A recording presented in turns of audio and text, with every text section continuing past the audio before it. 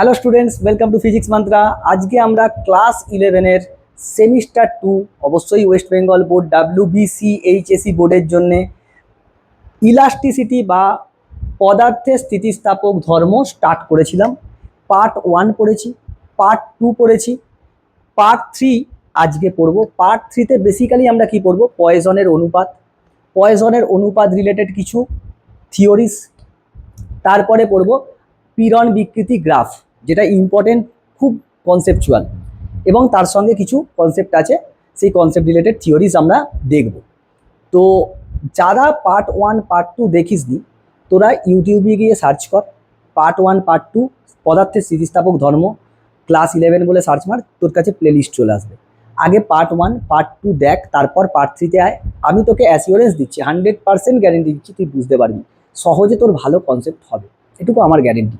এবার দেখ, তোকেও তো মন দিয়ে পড়াশোনা করতে হবে, তো খাতা পেন নিয়ে পড়তে বসবি, তাহলে তোর মনে হবে আমি লাইভ ক্লাস করছি, কারণ আমি লাইভ ক্লাসেরই ভিডিও দিই। তাতে তোর কি মনে হবে না আমি পড়াশোনাটা করছি? তো ফাটিয়ে পড়াশোনা স্টার্ট করে দে, কারণ তোরা বেশি টাইম পাবি না, পড়াশোনা করতে হবে বাবা। যে যাই বলুক তাদের কথায় না কান দিয়ে তুই পড়াশোনাটা ভালো করে কর। তো আশা করছি তোরা সবাই ভালো আছিস, আমিও খুব ভালো আছি। চল দেরি না করে স্টার্ট করি আজকের ক্লাস, আর একদম সব কিছু বাদ দিয়ে তুই মন দিয়ে পড়াশোনাতে ফোকাস কর। চলো স্টার্ট করি ক্লাস আজকে। স্যার, পয়জনের অনুপাত কি?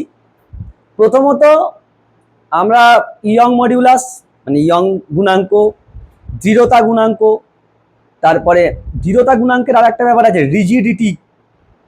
বলেছি না, ইংলিশ নাম কি? Modulus of rigidity. তার মানে যার রিজিডিটি যত বেশি হবে তার মডিউলাস অফ রিজিডিটি তত বেশি হবে। আর এই যে হরকে যাচ্ছে, এই হরকে যাওয়াটাকে আমরা কি এরকম ভাবে ভাবতে পারি যে কতটা অ্যাঙ্গেল বেঁকে যাচ্ছে, কতটা হরকে যাচ্ছে। দেখ, এরকম ছিল, এরকম হবে থিটা, সেখান থেকে থিটা যদি আমি একই বল প্রয়োগ করি আর একই ক্ষেত্রফলের মধ্যে, তাহলে theta is proportional to 1/n।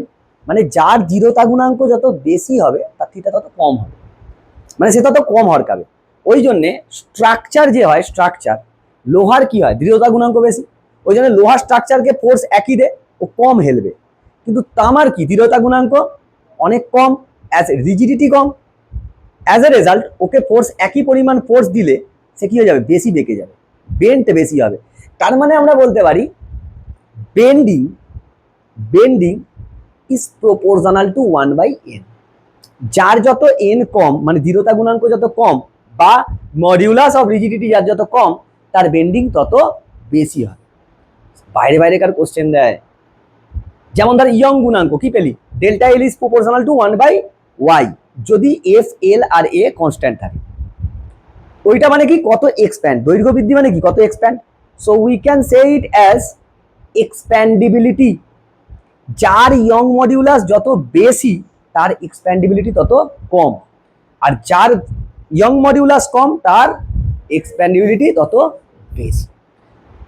অনুপাত দিয়ে অঙ্ক দিয়ে দেবে, ডাইরেক্ট দিয়ে দিল, তুইও ডাইরেক্ট ছেড়ে দিবি অঙ্ক। বুঝতে পেরেছিস? পয়জনের অনুপাত কি? আগের দিন বলছিলাম না, যদি ধর একটা এই বোতলটাকে, এটা প্রস্থচ্ছেদের ক্ষেত্রফল, একটু ঘুরিয়ে নি, এখানে বলতে ধরে নেই এটা সমপ্রস্থচ্ছেদ বিশিষ্ট। এখন একে যদি আমি দৈর্ঘ্য বরাবর ফোর্স দিই, মানে এরকম ভাবে টানছি, টানছি, বলটা কি দৈর্ঘ্য বরাবর পড়ছে, তাহলে অনুদৈর্ঘ্য পীড়ন এর উপরে উদ্ভূত হবে। অ্যাজ এ রেজাল্ট এর মধ্যে কি হবে, অনুদৈর্ঘ্য বিকৃতি আসবে, মানে দৈর্ঘ্যের বৃদ্ধি ঘটবে। স্যার, দৈর্ঘ্যের বৃদ্ধি ঘটলে প্রস্থচ্ছেদের ক্ষেত্রফল তো হ্রাস পাবে। তার মানে এই যে এইটার ব্যাসার্ধ বা ব্যাস, সেটা কি হবে, হ্রাস পাবে। দেখা গেছে যে বল প্রয়োগের ফলে বাহ্যিক বল, বাহ্যিক বিকৃতি সৃষ্টিকারী বল, বাহ্যিক বিকৃতি সৃষ্টিকারী মানে কিরকম ধরনের বল, external applied net deforming force যখন আমরা দিই, তখন কি হবে, বল প্রয়োগে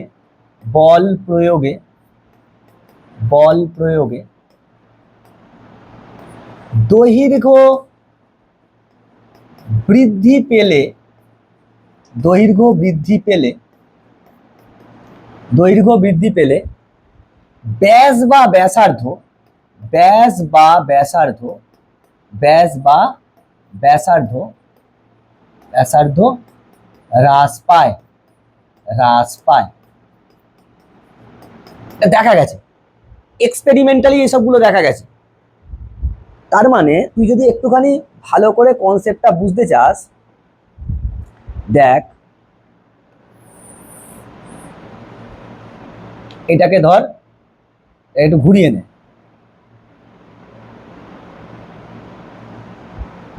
হয়েছে? এরকম একটা তার ছিল, এটা কি ক্রস সেকশনাল এরিয়া, প্রস্থচ্ছেদের ক্ষেত্রফল এ, এটা কি দৈর্ঘ্য এল। আমি একে ফোর্স অ্যাপ্লাই করেছি, আমি একে along length a force is applied, মানে দৈর্ঘ্য বরাবর একটা বল প্রয়োগ করেছি এফ। স্যার এই যে প্রস্থচ্ছেদ, এই প্রস্থচ্ছেদ রিলেটেড এর কাছে কি থাকবে? একটা ব্যাস থাকবে, একটা ব্যাস থাকবে না থাকবে না? এইটাকে আমি কি বলতে পারি? ব্যাসার্ধ। আর এইটাকে কি বলতে পারি? ব্যাস। ব্যাস আর ব্যাসার্ধ সমানুপাতিক। ব্যাসার্ধ যদি দুগুণ বাড়ে ব্যাস কি হবে? দুগুণই বাড়বে, 4 গুণ নয়। হ্যাঁ, ব্যাসার্ধ কি হয়? ব্যাসের অর্ধেক।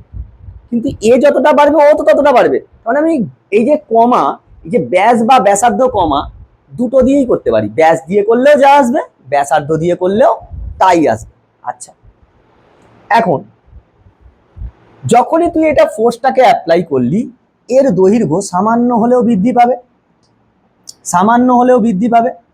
মনে কর এর সামান্য পরিমাণ বৃদ্ধি পেল, এরকম সামান্য বাবা এটা তো আবার হবে না। ভাব এইখান থেকে, দাঁড়া একটু কালিটা চেঞ্জ করনি তাহলে বুঝতে সুবিধা হবে। এর সামান্য পরিমাণ এইটুকুনি বেড়েছে,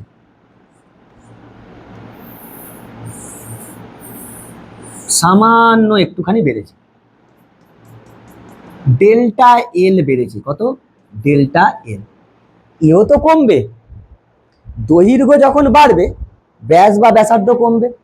দেখা গেছে যদি এই যে ব্যাস যে কমছে, ব্যাস বা ব্যাসার্ধ মানে দেখ তুই ফোর্সটা দৈর্ঘ্য বরাবর কাজ করলে, এই যে বাহ্যিক বলটা প্রয়োগ করেছিস,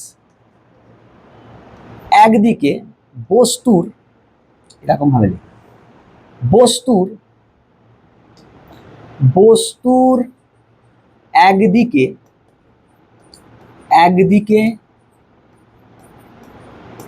প্রসারণ ঘটলে তার লম্ব দিকে সংকোচন ঘটে।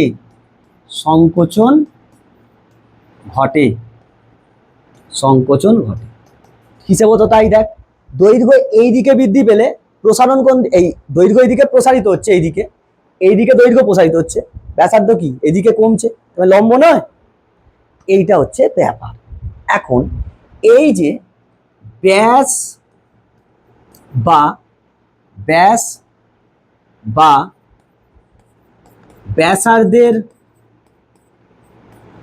ব্যাসার্ধের পরিবর্তন বা বিকৃতি একেই পার্শ্বীয় বিকৃতি বলে। কি বলে? পার্শ্বীয় বিকৃতি। পাশে হচ্ছে বলে পার্শ্বীয় বিকৃতি। বুঝতে পেরেছি না বুঝতে পারিস? কারণ এই যে ব্যাসার্ধ বা ব্যাস পরিবর্তন হচ্ছে মানে হ্রাসই পাবে, দৈর্ঘ্য তো স্যার বৃদ্ধি পাবে ফোর্স দিলে। দৈর্ঘ্য বৃদ্ধি পেলে কি হবে? ব্যাস বা ব্যাসার্ধ হ্রাস পাবে। এই যে বিকৃতিটা ঘটছে পাশে ব্যাস বা ব্যাসার্ধ বরাবর, এটাকেই আমরা বলি পার্শ্বীয় বিকৃতি। এখন ভাব, আমি তার মানে বলতে পারবো, এখানে লিখছি দেখ, পার্শ্বীয় বিকৃতি পার্শ্বীয় বিকৃতি দ্যাট ইজ ইকুয়াল টু ব্যাসের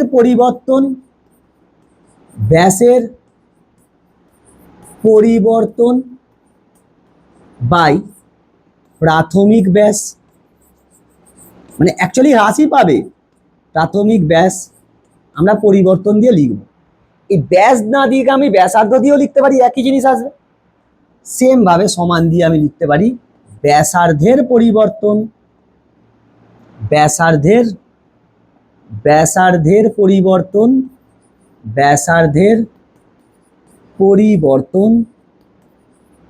বাই প্রাথমিক ব্যাসার্ধ।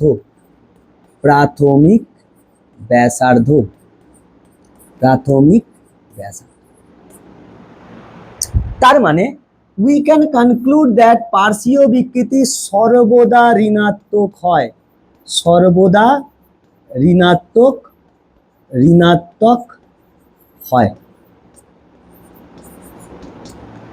তার মানে এইটাকে আমি বলতে পারি, যদি ব্যাসের পরিবর্তনকে হাইরে জায়গা নেই রে, তার মানে পার্শ্বীয় বিকৃতিকে আমি এরকম ভাবে লিখতে পারবো, মানে ম্যাথামেটিক্যাল টার্মে এরকম লিখতে পারবো, পার্শ্বীয় বিকৃতি is equal to minus delta D by D, যেখানে ডি হচ্ছে ব্যাস আর ডেল্টা ডি কি ব্যাসের পরিবর্তন বা ব্যাসের হ্রাস। ডেল্টাকে আবার ডি দিয়েও লিখতে পারি, যদি খুব ক্ষুদ্র হয় ডি দিয়ে দেব, বা এটাও লিখতে পারি মাইনাস ডেল্টা আর বাই আর, যেখানে আর হচ্ছে ব্যাসার্ধ, প্রাথমিক ব্যাসার্ধ, আর ডেল্টা আর কি ব্যাসার্ধের কতটা হ্রাস ঘটেছে। এই যে হ্রাস ঘটছে সেই জন্য নেগেটিভ, যেমন আগের দিন আয়তন কি হচ্ছিল, হ্রাস হচ্ছিল, ওই জন্য আয়তন বিকৃতিকে কি সবসময় নেগেটিভ দিয়ে লিখতে হয়। এবার ওই যে আয়তন আর চাপ পেয়েছিলিস গ্যাসেরই থাকে, তো স্যার গ্যাসের ক্ষেত্রে আমাদের ওই দুটো জিনিস করতে হবে, একটা হচ্ছে রুদ্ধতাপ প্রক্রিয়ার জন্য আর একটা হচ্ছে সমুষ্ণ প্রক্রিয়ার জন্য। স্যার কই আপনি তো বললেন না, তুই জানিস এখন রুদ্ধতাপ প্রক্রিয়ার সমীকরণ ক্লাস 10-এ পড়িসনি, এর পরে আছে, যখন ওইখানে বলবো তখন ওইখানে প্রমাণ করে দেবো, বোঝা গেছে? যখন ওইখানে আসবে তখন ওইখানে প্রমাণ করবো, তখন বুঝতে পারবি, হয়েছে? এখন স্যার তাহলে পয়সনের অনুপাত কি? পয়সনের অনুপাত বলছে, বিজ্ঞানী পয়সন দেখলেন দৈর্ঘ্য বৃদ্ধি খুব বেশি না হলে, দৈর্ঘ্য বৃদ্ধি খুব বেশি না হলে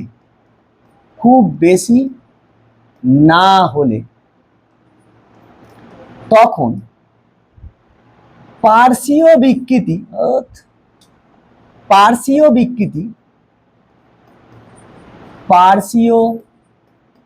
বিকৃতি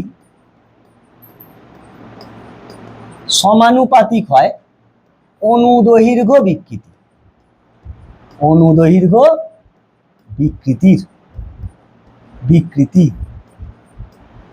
দৈর্ঘ্য বৃদ্ধি যদি না খুব বেশি হয় তাহলে পার্শ্বীয় বিকৃতি কি হবে? অনুদৈর্ঘ্য বিকৃতির সমানুপাত। মানে স্যার দৈর্ঘ্য বৃদ্ধি খুব বেশি না হলে মানে কি? ভাব, লজিকটা পিছনে ভাব। দৈর্ঘ্য বৃদ্ধি খুব বেশি কখন হবে? যখন তুই স্থিতিস্থাপক সীমাটাকে ছাড়িয়ে চলে যাবি। ও they are giving a boundation within specific elastic limit. পার্শ্বীয় বিকৃতি কি হয়? অনুদৈর্ঘ্য বিকৃতির সমানুপাতিক। ইলাস্টিক লিমিট ক্রস করে গেলে আর কিন্তু এটা মেনটেন হবে না। বুঝতে পেরেছি না বুঝতে পারিনি? গ্রাফে খুব ভালো করে বুঝতে পারবো আমরা, পীড়ন বিকৃতির গ্রাফ যখন দেখবো আরো ভালো করে বুঝতে পারবো। কিন্তু পার্শ্বীয় বিকৃতি কি? যখন দৈর্ঘ্য বৃদ্ধি খুব বেশি না হয়, অল্প হলে। তাহলে কি আমি এখান থেকে বলতে পারবো পার্শ্বীয় বিকৃতি বাই, এটাকে এদিকে নিয়ে চলে আসছি নিচে, অনুদৈর্ঘ্য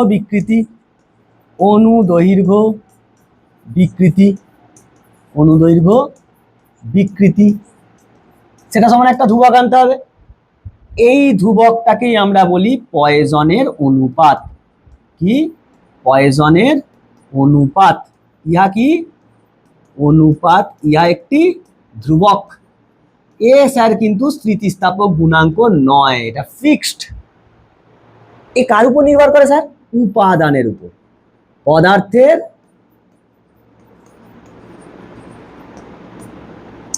আচ্ছা থাক লিখতে লাগবে না, এ কিন্তু ফিক্সড। পয়সন অনুপাত কি?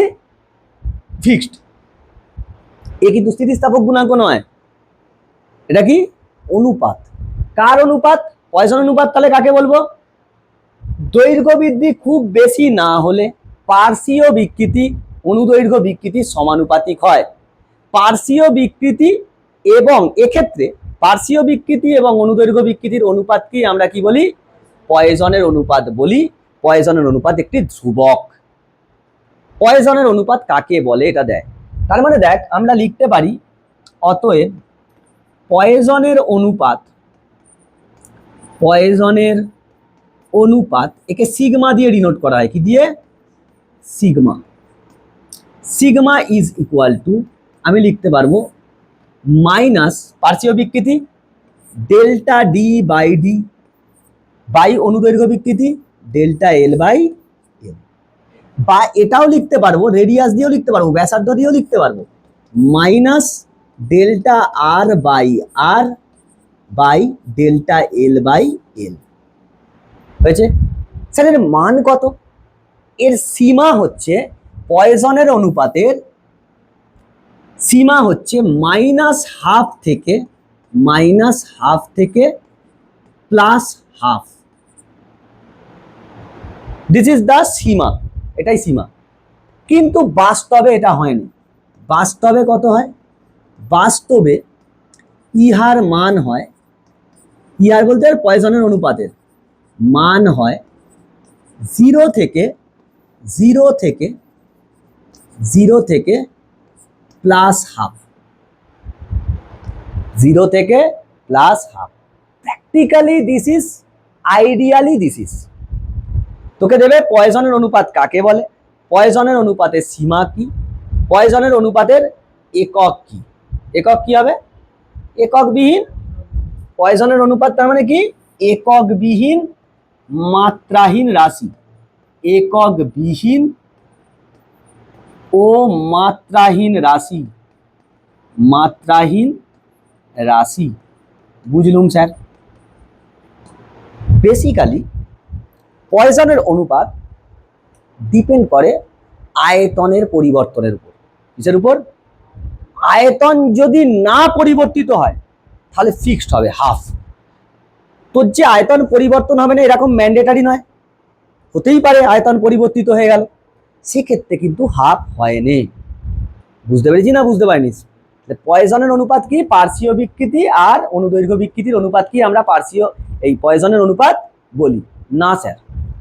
দৈর্ঘ্য বৃদ্ধি খুব বেশি না হলে তবে, তোকে এই কথাটা হচ্ছে দিস ইজ কি পয়েন্ট, যদি না ইউজ করিস কেটে দেবো আমি, তবে তোমার অ্যান্সার হয়নি। বুঝেছিস না বুঝিনিস? এরপর এইখান থেকে একটা বললাম না, সেই আগের দিন বলছিলাম, এখান থেকে টোটাল 6টা থিওরি আছে, তার মধ্যেই পরীক্ষায় আসে।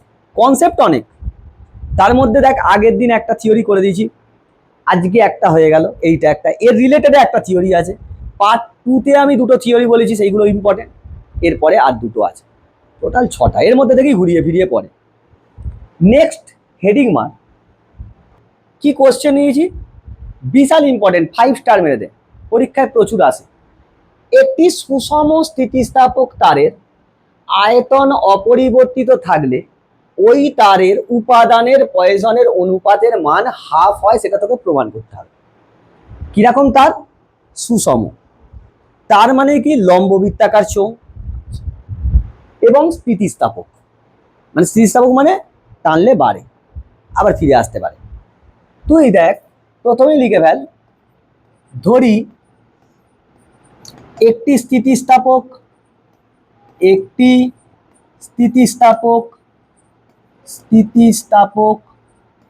সুষম তারের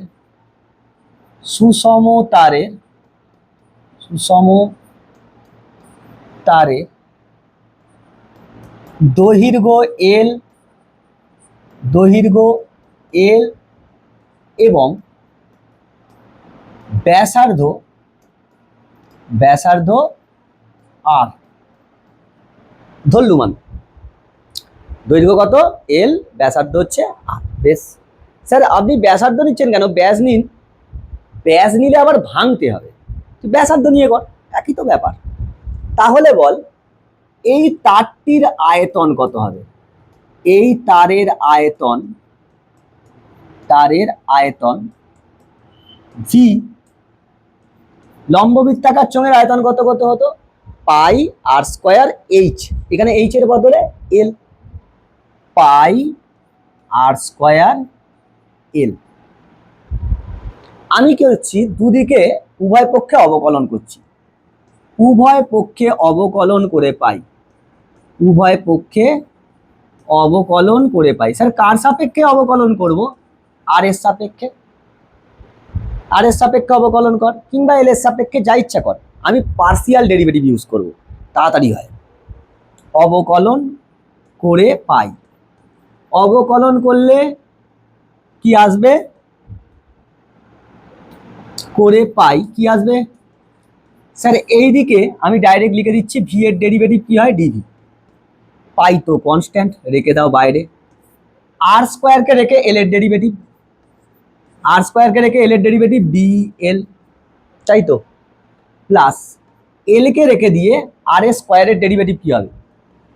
2r dr, এটাকেই বলে পার্সিয়াল ডেরিভেটিভ, মানে একজন একজন করে ভাঙবো, তাকে ডেরিভেটিভ মানে পার্সিয়াল মানে তার ডিএল লিখে দেবো।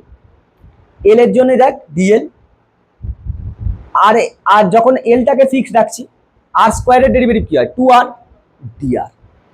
সেক্ষেত্রে এইখান থেকে আরেকটু সুন্দর করে লিখলে ডিভি সমান, স্যার আর একটা কমন যাবে, আর ডিএল প্লাস 2l dr হয়েছে।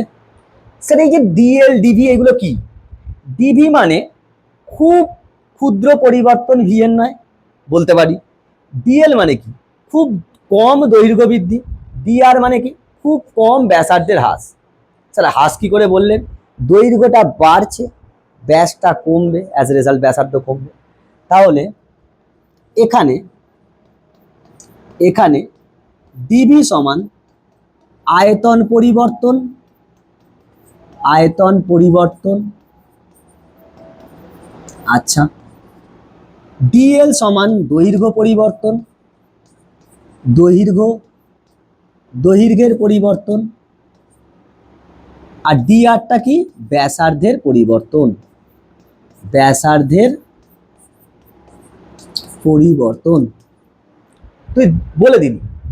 এবার দেখ তোকে কি বলেছে, আয়তন অপরিবর্তিত থাকলে, তার মানে আয়তন চেঞ্জ হবে না। আয়তন অপরিবর্তিত থাকায়, আয়তন অপরিবর্তিত থাকায়, অপরিবর্তিত থাকায়, আয়তন যদি অপরিবর্তিত থাকে তাহলে তার পরিবর্তনটা কত হবে? শূন্য। আয়তন যদি না চেঞ্জ হয়, আয়তনের পরিবর্তন কত হবে? শূন্য। তার মানে ডিভি সমান শূন্য। ডিভি তো আমি বার করে রেখেছি, পাই আর ইন্টু আর ডিএল প্লাস 2l dr সমান 0, তাই তো ছিল। Sir pi is non zero quantity, radius ব্যাসার্ধ তো জিরো নয়, জিরো হতে পারে? জিরো মানে তো বস্তুই নেই। অতএব আর DL plus 2 into L DR সমান শূন্য, কারণ এ নন জিরো এও নন জিরো, তুই ব্যাকেটে লিখতে পারিস, যেহেতু pi not equal to zero R not equal to zero. তাহলে এইখান থেকে বল আমি লিখতে পারবো 2l dr সমান মাইনাস আর ডিএল, বা আমি এইখান থেকে লিখতে পারবো 2 into dr by R is equal to minus DL by L লিখতে পারবো, বা dr বাই আর সমান minus half into DL by L লিখতে পারবো। দুইটাকে খালি ওইদিকে নিয়ে গেছি। সেক্ষেত্রে বা মাইনাস ডিআর বাই আর, মাইনাসটাকে এইদিকে নিয়ে আসছি, আর ডিএল বাই এলটাকে এইদিকে নিয়ে আসছি, সমান এদিকে পড়ে থাকবে হাফ। এই দেখ মাইনাসটাকে এইদিকে করে নিচ্ছি, ডিএল বাই ডিএলটা পুরোটাকে নিচে নিয়ে আসছি, ডিএল বাই এলটাকে। তাহলে ও স্যার এ তো ব্যাসার্ধের পরিবর্তন বাই ব্যাসার্ধ, এই গোটাটা পয়জনের অনুপাত নয়, পার্শ্বীয় বিকৃতি, অনুদৈর্ঘ্য বিকৃতি। অতএব তারটির উপাদানের পয়জনের অনুপাত, পয়জনের অনুপাত হাফ হয়, সমান প্রমাণিত। এখন যদি না আয়তন পরিবর্তিত হয়, আয়তন যদি পরিবর্তিত হয় তাহলে কিন্তু হাফ হবে না, তখন 0 থেকে হাফের মধ্যে হবে, তখন চেঞ্জ হবে। এখন সেম এই যে তুই যে এখানে ভ্যালুটা লিখেছিলুম, দেখ দেখ দেখ, -1/2 থেকে +1/2 হয়, বাস্তবে কত হয়? 0 থেকে হাফ। যদি আইজোট্রপিক এক্সপ্যানশন হয় তাহলে এর মান কত হতে হবে? 0 থেকে 0.5 এর মধ্যে, 0 থেকে 0.5 এর মধ্যে। স্যার MHT CET নাম শুনেছিস? পরীক্ষা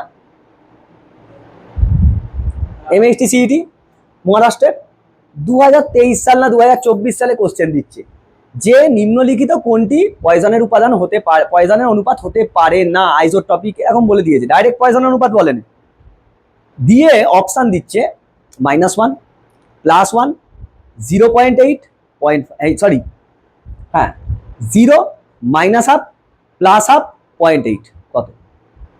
কোনটা হতে পারে না? স্যার 0 হতে পারে, -1/2 হতে পারে আইডিয়াল কেসে, আর +1/2 হতে পারে। 0.8 ইজ দ্য অ্যান্সার। এরকম সোজা সোজা কোশ্চেন দেয়, তুই ভিতরে কনসেপ্ট একটু ভালো করে বুঝলেই উত্তর করে দিতে পারবি। তাহলে এই থিওরিটা বিশাল ইম্পর্টেন্ট, পরীক্ষায় প্রচুর দেয়, বুঝতে পেরেছিস? তার মানে স্যার এই যে আমরা এই যে তারটাকে টানছি, কি ঘটছে, অ্যাকচুয়াল কি হচ্ছে? আমি একটা তারকে টানছি, আমি দৈর্ঘ্য বরাবর এইদিকে টানছি, তার মানে কি করছি? আমি কার্য করছি না। হ্যাঁ, আমি বাইরে থেকে ডিফর্মিং ফোর্স দিচ্ছি, সেই ফোর্স দিয়ে কি করতে চাইছি একে, সেই ফোর্সটা দৈর্ঘ্য বরাবর পড়ছে, অ্যাজ এ রেজাল্ট ওর উপরে কি হচ্ছে? অনুদৈর্ঘ্য পীড়ন লাগছে, অ্যাজ এ রেজাল্ট তাতে কি হচ্ছে? অনুদৈর্ঘ্য বিকৃতি ঘটছে, মানে তারটা বাড়ছে। আমি যে টানছি এরম ভাবে, আমি কি করছি? কার্য করছি। সেই কার্যটা এর ভিতরে কি হচ্ছে? স্থিতিশক্তি হিসাবে স্টোর হচ্ছে। সেই কার্যটা এর ভিতরে কি স্থিতিশক্তি হিসাবে স্টোর হচ্ছে, সেই স্থিতিশক্তিটা বার করবে। এবার যখনই আমি বাহ্যিক বলটাকে রিমুভ করে দিচ্ছি, ও কি করবে? তার পুনরায় অবস্থানে ফিরে যাওয়ার চেষ্টা করবে। সেটা কি হলো? স্থিতিশক্তিটা আবার গতিশক্তিতে রূপান্তরিত। বুঝতে পেরেছিস না বুঝতে পারিস? সেম স্প্রিং এর মতন ব্যাপার, স্প্রিং এর স্থিতিশক্তি, স্প্রিং বল বলেছিলুম কার্যক্ষমতা শক্তিতে, স্প্রিং এর আবার কি হয়? শ্রেণী সমবায়, সমান্তরাল সমবায়। আমি কিন্তু এখানে আর বলবো না, কারণ এখানে আমার হয়ে গেছে। আমি আবার রিপিট করলে শুধু শুধু রিপিট করা হবে, টাইম নষ্ট, কারণ তুমি ওটা পড়ে ফেলেছো। চলো হেডিং মারো। একটি সুষম স্থিতিস্থাপক তারকে, এই যে কেন স্যার সুষম স্থিতিস্থাপক বলছিস, আমরা এটাই ধরবো সব জায়গায়, প্রসারিত করতে, মানে তুই টানছিস দৈর্ঘ্য বরাবর, করতে কৃতকার্য বা সঞ্চিত স্থিতিশক্তি নির্ণয় করো এবং শক্তি ঘনত্ব দুটোই। স্যার কার্য যেটা হয় সেটাই কি? সঞ্চিত স্থিতিশক্তি। আমি যেই টানছিলাম দেখালুম যেটা। শক্তি ঘনত্ব মানে কি? শক্তি বাই আয়তন। ঘনত্ব টার্ম কখন আসে? যখন আয়তন থাকে। সামথিং বাই আয়তন, সেটা হচ্ছে তার ঘনত্ব। যদি আয়তন উপস্থিত থাকে, যদি আয়তন না থাকে, ক্ষেত্রফল আছে, তখন সেইটা বাই ক্ষেত্রফল, ঘনত্ব হয়ে যাবে। যদি স্যার ক্ষেত্রফলও না থাকে, আয়তনও না থাকে, সামথিং বাই দৈর্ঘ্য, সেটাকেও ঘনত্ব বলতে পারবো। ঘনত্ব মানে কি? আয়তন থাকলে তবে আয়তন দিয়ে ভাগ করতে হবে, তার আয়তনই নেই। মনে করে একটা পাতলা চাকতি, তার আয়তন আছে, ক্ষেত্রফল আছে, তাই তার ঘনত্ব কি লিখবো? তার ভর বাই ক্ষেত্রফল। আবার একটা সরু রড, সরু তার, তার ঘনত্ব তুই কি করে করবি? ক্ষেত্রফল নেই, আয়তন নেই, তার ভর বাই দৈর্ঘ্য, ভর ঘনত্ব বলে এগুলোকে। মাস ডেন্সিটি, ইউনিফর্ম মাস ডেন্সিটি বলে না, মাস পার লেন্থ, মাস পার এরিয়া, মাস পার ভলিউম। আচ্ছা স্যার, তো স্যার এটা করবো কি করে? আগে ধরি একটি সুষম তারের, বোর্ডে যখনই লিখবি, বোর্ডস এক্সামে সবসময় নাম্বার লিখার চেষ্টা করবি, একটি সুষম স্থিতিস্থাপক তারের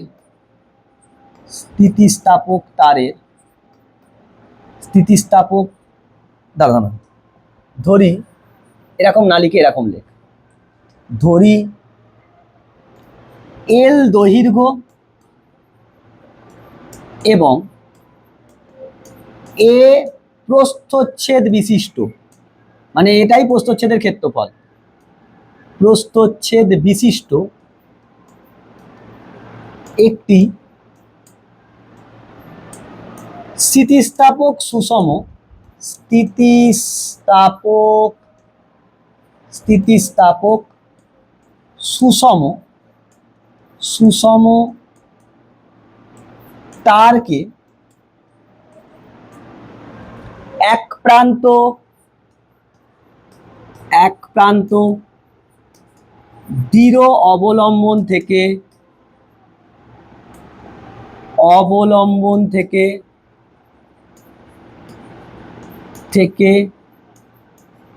আটকে রেখে অপর প্রান্তে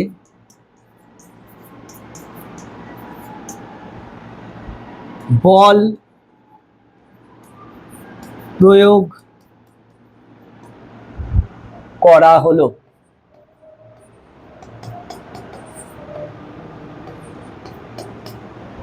মানে কি?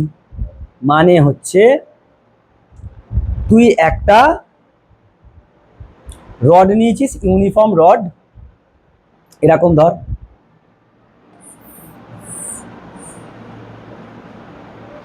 এরকম একটা রড আছে,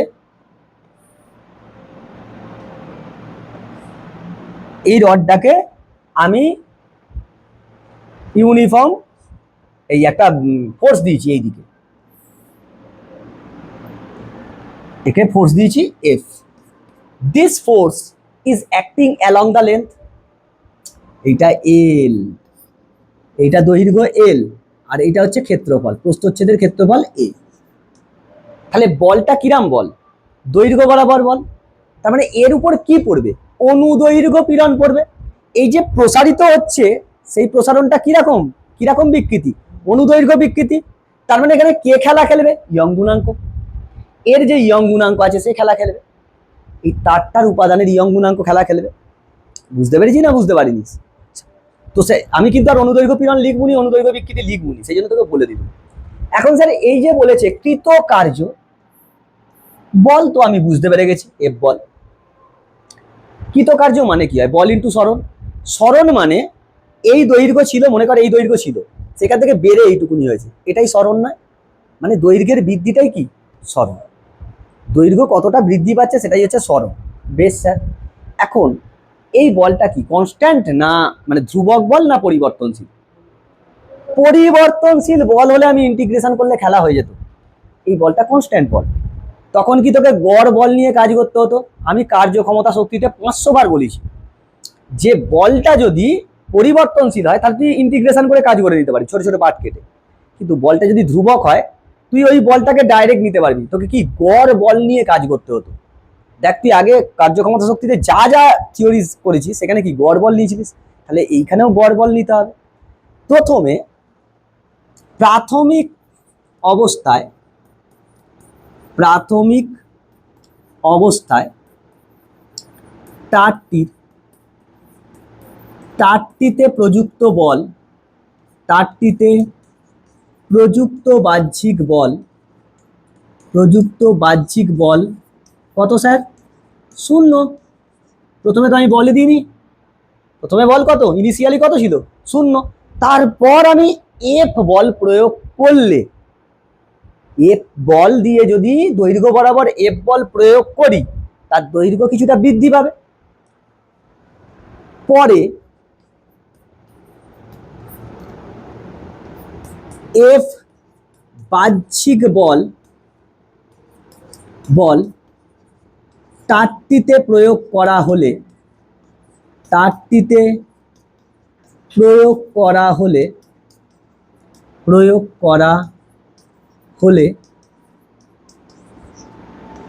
তারটির ডেল্টা এল দৈর্ঘ্য বৃদ্ধি হয়। ডেল্টা এল দৈর্ঘ্য বৃদ্ধি হয়। একদম তুই স্যারকে বুঝিয়ে দিলি যে আমি জেনেছি যে আমি এফ বল প্রয়োগ করেছি তার ফলে দৈর্ঘ্য বৃদ্ধি ডেল্টা এল হয়েছে, তার মানে এখন বেড়ে গিয়ে মোট দৈর্ঘ্য কত হয়েছে? এল প্লাস ডেল্টা এল। দৈর্ঘ্য বৃদ্ধিটা ডেল্টা এল, দৈর্ঘ্য বেড়ে গিয়ে ডেল্টা এল হয়নি। বুঝতে পেরেছিস? তাহলে গড় প্রযুক্ত বল কত? প্রযুক্ত গড় বল কত হবে? প্রযুক্ত গড় বল সমান আগে কত 0, পরে কত f/2, Haynes this is f/2। এই বল আমি প্রয়োগ করেছি। গড় বল এইটা প্রয়োগ করে তার মধ্যে দৈর্ঘ্য বৃদ্ধি কত হয়েছে? Delta L. তাহলে তারটাতে কৃতকার্য কত হবে? তারটিকে প্রসারিত করতে কৃতকার্য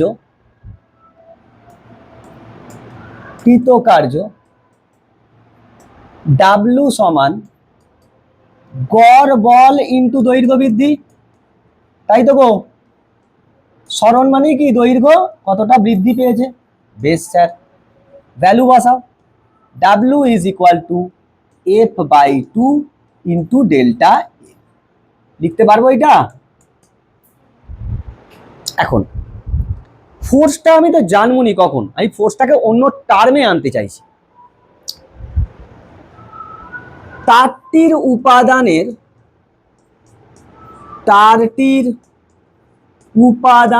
ইয়ং গুণাঙ্ক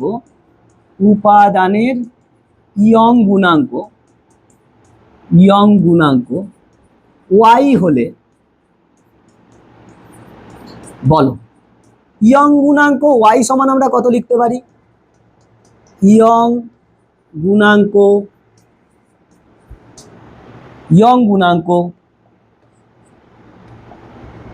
সমান আমরা কি জানতুম? পীড়ন বাই বিকৃতি। হ্যাঁ, অবভিয়াসলি অনুদৈর্ঘ্য পীড়ন, অনুদৈর্ঘ্য বিকৃতি। যেহেতু দৈর্ঘ্যের বরাবর কাজ করছে, আমি আর অনুদৈর্ঘ্য লিখছি না। তার মানে y ইজ ইকুয়াল টু, পীড়ন মানে কি ছিল? বল বাই ক্ষেত্রফল। বলো কত বল পড়েছে? f। কত ক্ষেত্রফলের উপরে? এর উপরে। কত দৈর্ঘ্য বৃদ্ধি? Delta L. কত দৈর্ঘ্য ছিল প্রাথমিক? এল। তাহলে এইখান থেকে বা y is equal to F L by A delta L লিখতে পারবো।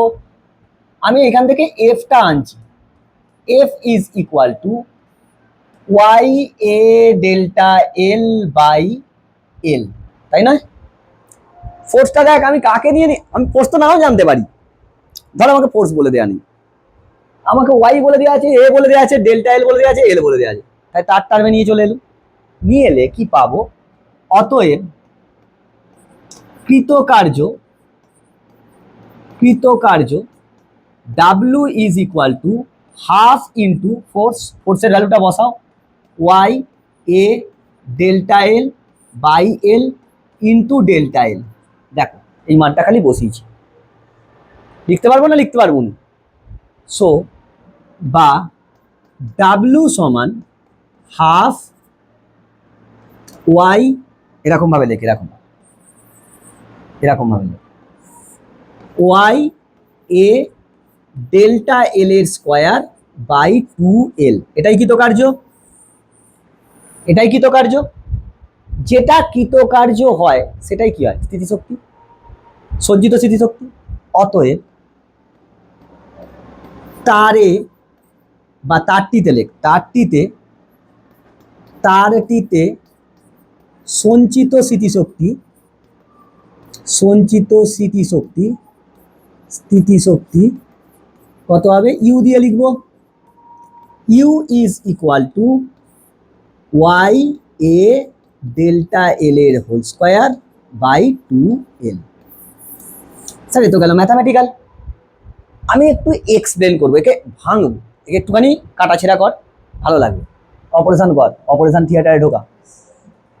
কার্য ডাব্লু সমান, আচ্ছা ইউ সমানই লিখছি,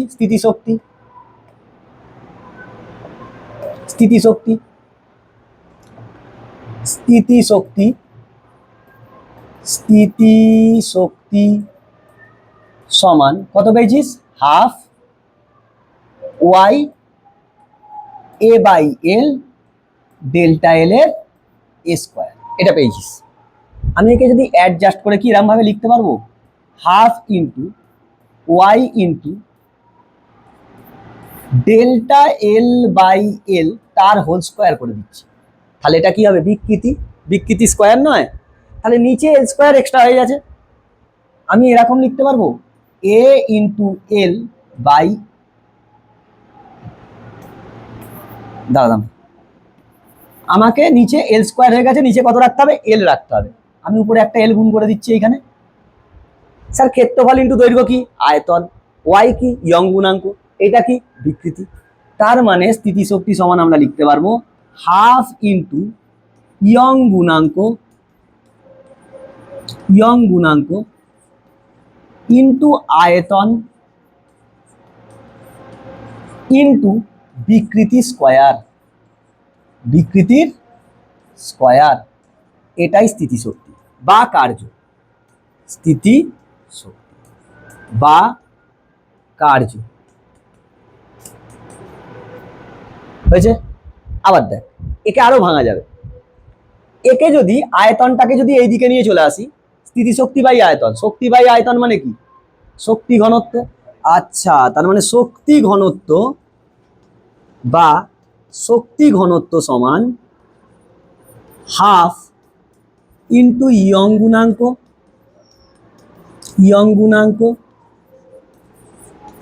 ইন্টু বিকৃতির স্কোয়ার, বিকৃতির স্কোয়ার। মানে ঘনত্ব হলে যে আয়তনটা থাকবে না, আয়তনটা যদি এইদিকে দিয়ে ভাগ হয়ে যাবে। আবার দেখ একই জিনিসকে এরকম ভাবেও তো লিখতে পারবো, এইখান থেকে দেখ কার্য বা স্থিতিশক্তি, কার্য বা স্থিতিশক্তি, স্থিতিশক্তি সেইটাকে হাফ ইন্টু, স্যার ইয়ং গুণাঙ্ক মানে কি, পীড়ন বাই বিকৃতি, ইয়ং গুণাঙ্কটাকে আমি ভেঙে এরকম ভাবে লিখছি, লিখতে পারবো পীড়ন বাই বিকৃতি। আমি আবারও বলছি এগুলো কিন্তু অনুদৈর্ঘ্য পীড়ন, অনুদৈর্ঘ্য বিকৃতি, ইন্টু আয়তন ইন্টু বিকৃতি স্কোয়ার, ইন্টু বিকৃতি স্কোয়ার, তাই তো ছিল রে। তাহলে একটা বিকৃতি কেটে যাবে, তার মানে এটা কত আসবে, হাফ ইন্টু পীড়ন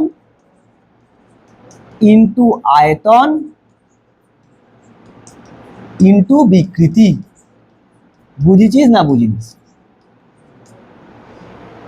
আবার আয়তনটা দিয়ে ভাগ হলে কি হয়ে যাবে, শক্তি ঘনত্ব,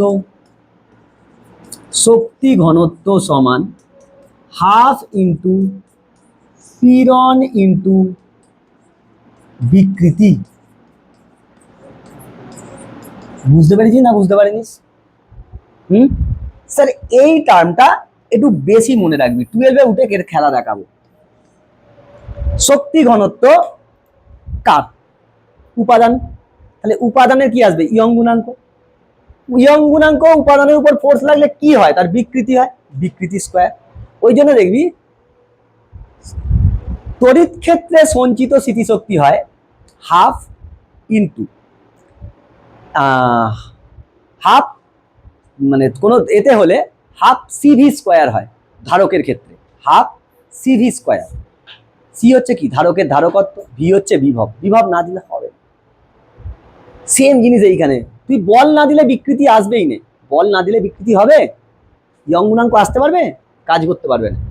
বোঝা গেছে? বাদ দাও এইসব, বাদ দাও, তুমি এখন এইটা মনে রাখো, এই দুটো প্রমাণ তোকে হয় শক্তি ঘনত্ব দেবে, নয়তো কার্য দেবে, নয়তো সঞ্চিত স্মৃতিশক্তি দেবে, একই প্রসেস। বিশাল ইম্পর্টেন্ট, এটা পরীক্ষায় আসে। এখন স্যার এইগুলো তো জানলাম, এইখান থেকে পীড়ন বিকৃতির লেখচিত্র মারাত্মক important, for not for boards, বোর্ডসে অতটা কোশ্চেন ওইখান থেকে দেয় না।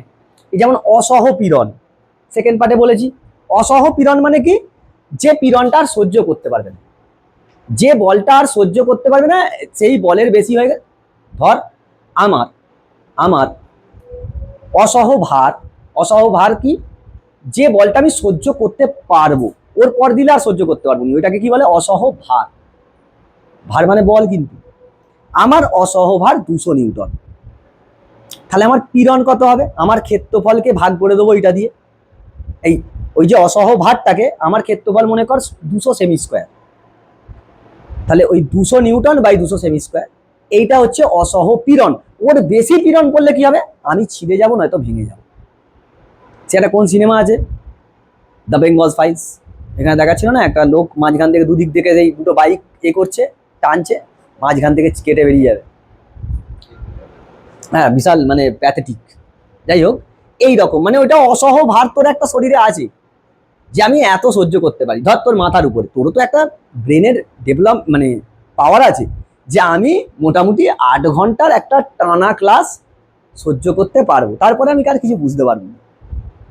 কারোর এটা 4 ঘন্টা হতে পারে, কারোর 2 ঘন্টা হতে পারে, কারোর 5 ঘন্টা হতে পারে। মানে অসহ ভার ডিপেন্ডিং আপন দা উপাদান, তার উপাদানের উপর নির্ভর করে। অসহ পীড়নও কিরকম?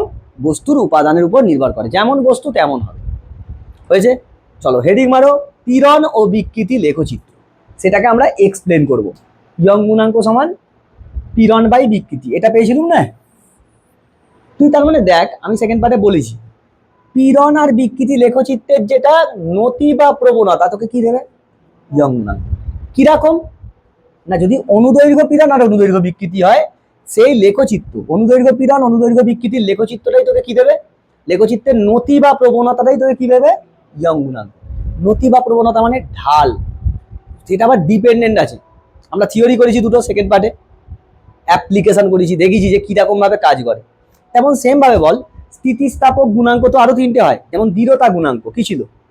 কিন্তন পীড়ন বাই কিন্তন বিকৃতি। তার মানে কিন্তন পীড়ন আর কিন্তন বিকৃতি গ্রাফের লেখচিত্রের যে নতি বা প্রবণতা, তাকে কি বলবো? দৃঢ়তা গুণাঙ্ক। বুঝতে পেরেছি না বুঝতে পারিস? বেশিরভাগ ক্ষেত্রেই ইয়ং গুণাঙ্কটাই কাজ করে, কারণ আমরা বলটা সবসময় এই দৈর্ঘ্য বরাবরই প্রয়োগ করি। আচ্ছা, এখানে স্যার একটা গ্রাফ এঁকেছি, কি স্যার? প্রথমে স্থিতিস্থাপক সীমার মধ্যে কিরকম ছিল? প্রথমে কিরকম ছিল স্থিতিস্থাপক সীমার মধ্যে? হুকস ল অনুযায়ী পীড়ন প্রপোর্শনাল টু বিকৃতি। পীড়ন যত বেশি হবে তত বিকৃতি হবে, কিন্তু স্থিতিস্থাপক সীমার মধ্যে। সেই জন্য এইখানে দেখ স্ট্রেট লাইন করেছি, তারপর এরকম একটু কার্ভ হয়ে আবার এরকম কার্ভ হয়। এই গ্রাফটার এই যে অ্যাঙ্গেলটা স্যার 45 ডিগ্রি হয়, মানে আপ টু ও এ পর্যন্ত। এই যে ও এ রেখাংশ, ও এ রেখাংশটাকে কি বলে? ও এ রেখাংশটাকে বলে, ও এ রেখাংশ বরাবর কি হয়? ও এ রেখাংশ পর্যন্ত তুই যত পীড়ন দিবি তত বিকৃতি। মানে এইখানে পীড়ন প্রপোর্শনাল টু বিকৃতি, পীড়ন প্রপোর্শনাল টু বিকৃতি মানে যত পীড়ন যত গুণ বাড়াবি, বিকৃতি তত গুণই পাবি। এইটাকে আমরা বলতে পারি, এরকম ভাবে ভাবা যায় যে পীড়ন বাই বিকৃতি এর অনুপাতটা 1 হবে। 1 হবে স্যার, 1 আপনি ধ্রুবক লিখতে পারতেন 1। মানে যতটা পীড়ন, কারোর সীমা আছে 10টা গাল পারলে তারপর উঠে গিয়ে মারে, তুই একটা গাল মারলে, একটা গাল পারলি, তার মনে মনে রাগ হবে, মারবে না তোকে, মনে রাগ হবে। দুটো গালাগালি পারবি, তখন দুটো গাল পারলে কি হবে? আরো বেশি রাগ হবে, দুটো রাগের সমান, দুটো গালের সমান। 4টে গাল দিবি, মানে এরকম তো একটা লিমিট থাকবে। এই এ বিন্দুটাকে বলে, এ বিন্দুটাকে আমরা বলি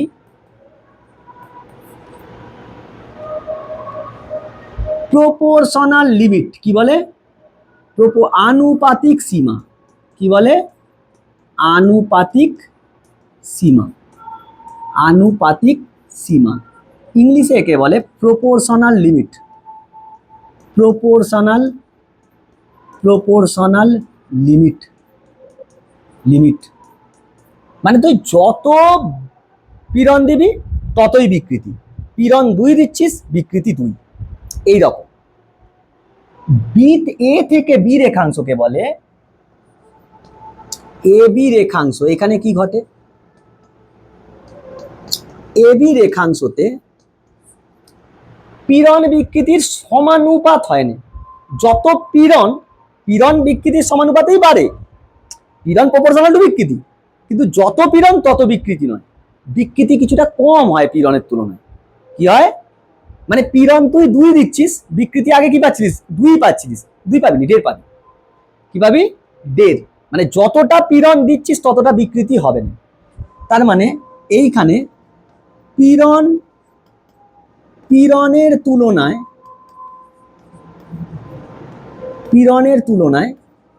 বিকৃতি আগের তুলনায় কম হয়,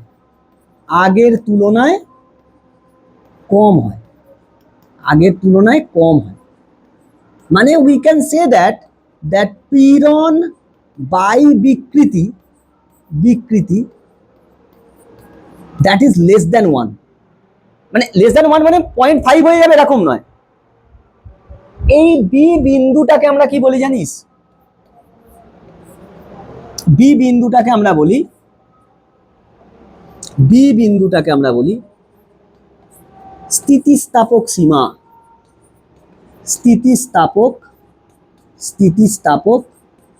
সীমা। আরো ভালো জিনিস বলবো দাঁড়া, this is known as elastic limit. Sir সমানুপাত তো হচ্ছে না, তাহলে কেন ইলাস্টিক লিমিট বলছে?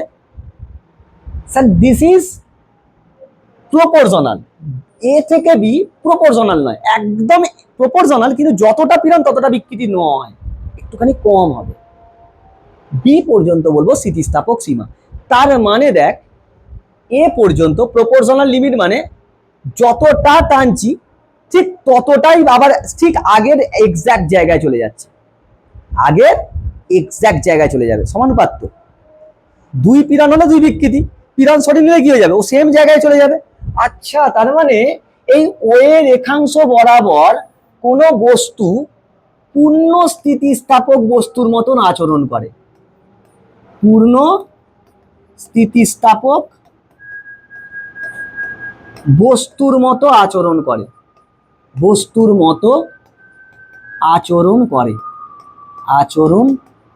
করে, স্যার এইগুলোকেই আমরা নোটস বানাই, নোটস। কিন্তু এ থেকে বি রেখাংশ, এই যে এ বি রেখাংশ এইখানে স্থিতিস্থাপক নয়, পূর্ণ স্থিতিস্থাপক নয়, স্থিতিস্থাপক মানে এক্সাক্ট আমি এইখান থেকে টেনে এইখানে নিয়ে গেছি, এ পর্যন্ত কি হচ্ছিল, ছেড়ে দিলে আবার এখানে চলে আসবে। একে আর ছেড়ে দিলে, এ থেকে বি রেখাংশ যে, ওকে ছেড়ে দিলে আর এইখানে আসবে না, এরম জায়গায় আসবে, এরম জায়গায়। পীড়ন দিচ্ছিস, বিকৃতি তো হবেই, এক্সাক্ট সেম জায়গায় আসছে না, তখন পূর্ণ স্থিতিস্থাপক নয়, স্থিতিস্থাপক হিসাবে কাজ করবে। এইখানে বস্তু স্থিতিস্থাপক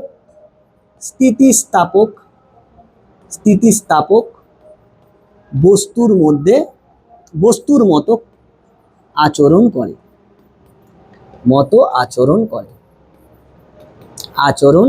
করে, স্যার ইম্পর্টেন্ট টার্ম এইগুলো নিয়ে কি বলতো, বাইরেকার পরীক্ষা না এইগুলো থেকে অ্যাজারশন রিজন দেয়, হেভি অ্যাজারশন রিজন হয়। সেই জন্য আমরা বি কে কি বলছি, পি বিন্দুটাকে কি বলছি, ইলাস্টিক লিমিট, মানে ওইখান পর্যন্ত স্থিতিস্থাপকতা আছে, মানে সে তার স্থিতিস্থাপকতা ধর্মটাকে দেখাচ্ছে। সেই যে তুই আমেরিকায় চাকরি করতে গেলি, আসছিলিস, বাবা মা গত হয়ে গেলে তো আর আসবো যদি বাবা মার সম্পত্তিটা বিক্রি করার জন্য এবার আসতে হবে, তাই নয়? আচ্ছা, এই বি থেকে সি রেখাংশকে আমি পরের পাতা লিখছি, ঠিক আছে? বি থেকে সি রেখাংশ, বিসি রেখাংশ, এটা কি স্যার? বিসি রেখাংশটা হচ্ছে, কোথায় গেল রে, বিসি রেখাংশতে আরো কম হয় পীড়নের তুলনায় বিকৃতি। এ পর্যন্ত পীড়ন 2 হলে বিকৃতি 2, এ থেকে বি পীড়ন 2 হলে বিকৃতি 1.5, বি থেকে সি হলে পীড়ন 2 দিচ্ছিস, বিকৃতি আর 1.5ও পাচ্ছিস, 1 পাচ্ছিস, তার মানে আংশিক স্থিতিস্থাপক।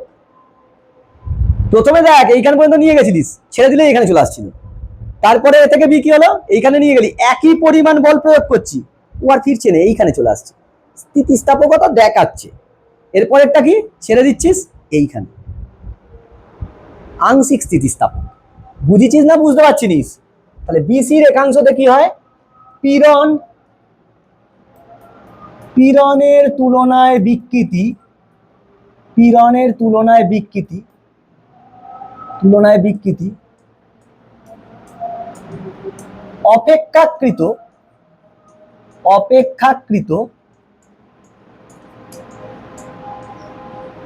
অনেকটাই কম হয়, অনেকটাই কম হয়, কম হয়। সো পীড়ন বাই বিকৃতি লেস দেন 0.8 ধরে নেয় বা 0.7 ধর, আমি বোঝানোর জন্য দিচ্ছি, কিন্তু অ্যাকচুয়ালি এখানে লেখা যায় না, এইখানে লেখা যায় না, এটা মানে আগের থেকে আরো কমছে। কেন কমছে বলতো? মানে স্লোপ কমে যাচ্ছে, তো দেখ ঢাল কমছে নে, বিকৃতির দিকে দেখ কম কম হচ্ছে বিকৃতি। পীড়ন কিন্তু অনেকটা, এটা আরেকটু উঁচু হতো, তাহলে আরো বুঝতে সুবিধা হতো। পীড়ন বাড়াচ্ছি, বিকৃতি অল্প অল্প যাচ্ছে, দেখ এইখান থেকে একটুখানি, এইখানে দেখ কত পীড়ন দিয়েছিস তবে এতটা বিকৃতি পেয়েছিস। সি বিন্দুটাকে আমরা স্যার কি বলবো? সি বিন্দুটাকে কি বলবো? সি বিন্দুটাকে বলে উচ্চতর নতি বিন্দু, বাংলাতে বলে উচ্চতর নতি বিন্দু, বা একে ইংলিশে বলে আপার ইয়েল্ড পয়েন্ট, আপার ইয়েল্ড পয়েন্ট। মানে এটাও ইলাস্টিক রিজিয়নের মধ্যে পড়ে, যে এখনো ওর মধ্যে ইলাস্টিসিটির রিজিয়নটা মানে প্রপার্টিটা এখনো আছে একটু একটু। যখন তুই ডিতে চলে গেলি, দেখ ঋণাত্মক হয়ে যাচ্ছে না গ্রাফ, আরে স্পর্শক টান না, ঋণাত্মক। এইখানে দেখ 45 ডিগ্রি, সেম টু সেম। এইখানে কি আরো অ্যাঙ্গেল কমবে? অ্যাঙ্গেল কম মানে কি? মানে তার মধ্যে আস্তে আস্তে স্থিতিস্থাপকতা ধর্মটা চলে যাচ্ছে। এইখানে দেখ ঋণাত্মক নয়, স্পর্শক টান ঋণাত্মক নয়। আচ্ছা, তার মানে সিডি ছিল না, সিডি রেখাংশতে, সিডি রেখাংশটা তোকে কি বোঝাচ্ছে? সিডি রেখাংশ বোঝাচ্ছে যে পীড়ন ও বিকৃতির অনুপাত, বিকৃতির অনুপাত ঋণাত্মক হয়, অনুপাত ঋণাত্মক হয়, ঋণাত্মক হয়। মানে বস্তুর মধ্যে আর ইলাস্টিক প্রপার্টি নেই, খতম হয়ে গেছে, খতম হয়ে গেছে। তার মানে এইখানে পীড়ন বাই বিকৃতি, পীড়ন বাই বিকৃতি,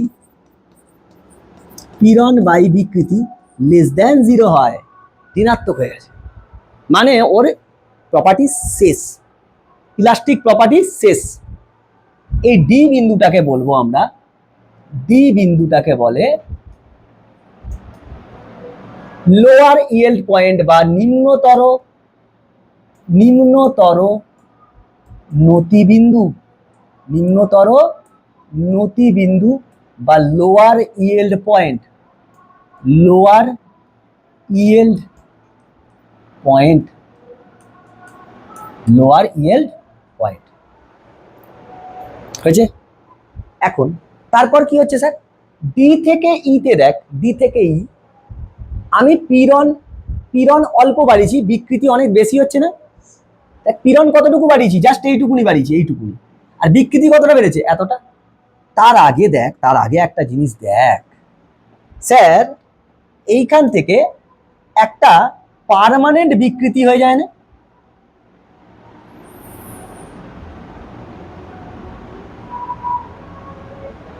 এই যে ও ড্যাশ, এটাই কি স্থায়ী বিকৃতি, স্থায়ী বিকৃতি বা permanent strain, permanent strain, permanent strain. Permanent strain এইখানেই হয়ে গেছিল, সিতেই হয়ে গেছিল। আমি ডিতে আরো এক্সাক্ট বুঝতে পারলাম। আর মানে বাস্তবে কি হয়, এই যে এ বি সি ডি পয়েন্টগুলো খুব কাছাকাছি, খুব কাছাকাছি থাকে, হেভি কাছে থাকে, মানে তুই বুঝতে পারবি না এত কাছে, আন্ডারস্ট্যান্ডিং করতে পারি না, মানে আমরা we are not able to understand which one is A and which one is B, which one is C, which one is D, এত কম মার্জিন থাকে। তার মানে সি পর্যন্ত আমি যে রিজিয়ান, এই যে সি পর্যন্ত যে রিজিয়ান, আমি একে বলতে পারি ইলাস্টিক রিজিয়ান। কি? Elastic region. ইলাস্টিক রিজিয়ান, ওর মধ্যে তার ইলাস্টিক প্রপার্টি থাকবে, ইলাস্টিক প্রপার্টিটা থাকবে। সি থেকে ডি পর্যন্ত কি sir? Plastic region. Plastic region, প্লাস্টিকের মতন বিহেভ করবে, বাড়ালে বাড়ে কিন্তু ফিরে আসে না, তাই নয়? প্লাস্টিকের টার্ম কি সেরকম? হ্যাঁ, দু ধরনের প্লাস্টিক থাকে, দু ধরনের প্লাস্টিক থাকে। একটা কি, তুই বাঁকাচ্ছিস, সে সাদা হয়ে বেঁকেই যাচ্ছে, ভাঙছে না, তার মানে কি ওর এই যে প্লাস্টিক রিজিয়ানটা বেশি, ইলাস্টিক রিজিয়ান তো নেই, খুব অল্প, প্লাস্টিক রিজিয়ানটা বেশি, সেই জন্য বাঁকছে, ভাঙছে না। আর যদি এটা খুব কম হয়, আর এক ধরনের সেই বালতিগুলো হয়, মট করে ভেঙে গেল, ওর প্লাস্টিক রিজিয়ান কি হেভি কম, প্রায় থাকে না বললেই চলে। মানে they are kind of brittle, brittle brittle property ওর মধ্যে, মচ করে ভেঙে যায়। ওই জন্য বিস্কিট কি হয়, মুজমুজ মুজমুজ করে। বিস্কিটের মধ্যে কি থাকে না? ইলাস্টিক প্রপার্টিও থাকে না, ইলাস্টিক রিজিয়ানও থাকে না, প্লাস্টিক রিজিয়ানও থাকে না। ডাইরেক্ট এই পয়েন্টটা স্টার্ট হয়, অল্প বল দিলেই ভেঙে গেল, টোস্ট মুজমুজ মুজমুজ করছে, বুঝতে পারলি? এই ই বিন্দুকে বলবো আমরা, ডি থেকে ই রেখাংশকে বলবো, ই বিন্দুকে লোয়ার রিয়েল পয়েন্ট বলে। ডি রেখাংশ কি বলতে চাইছে? ডি রেখাংশ বলতে চাইছে, রেখাংশ বলতে চাইছে এক্ষেত্রে, এক্ষেত্রে খুব কম পীড়নে, খুব কম পীড়নে, খুব কম পীড়নে অনেক বেশি বিকৃতি হয়, অনেক অনেক অনেক বেশি বিকৃতি হয়, অল্প পীড়নে অনেক বেশি বিকৃতি হয়, বেশি বিকৃতি হয়, হুড়ুর করে বিকৃত হয়ে যাচ্ছে, হুড়ুর করে। তাহলে এই ই বিন্দুটাকে কি বলবো স্যার? ই বিন্দু, একে বলবো, এটাকে কি বলে রে? ব্রেকিং, ব্রেকিং পয়েন্ট বলে না? ব্রেকিং পয়েন্টকে বাংলায় কি বলে? হ্যাঁ,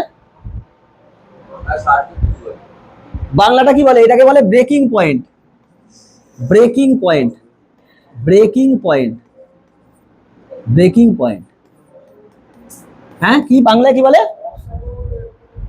অসহ ভার তো আলাদা জিনিস, অসহ পীড়নটা অঞ্চলটাকে বলে, অসহ পীড়নের ওই বিন্দুটা, বিন্দুটার একটা নাম আছে, বিন্দুটার একটা নাম আছে, দেখ একবার দেখি, বিন্দুটার একটা আলাদা নাম আছে। হ্যাঁ, সহন সীমা, সহন সীমা, সহন সীমা, মানে এইখান পর্যন্ত সে সহ্য করতে পারে। তার মানে এই যে ই বিন্দুতে, ই বিন্দুতে, ই বিন্দুটাকে আমরা কি বলবো? সহন সীমা, ব্রেকিং পয়েন্ট, ওইখান পর্যন্ত ম্যানেজ করতে পারবে।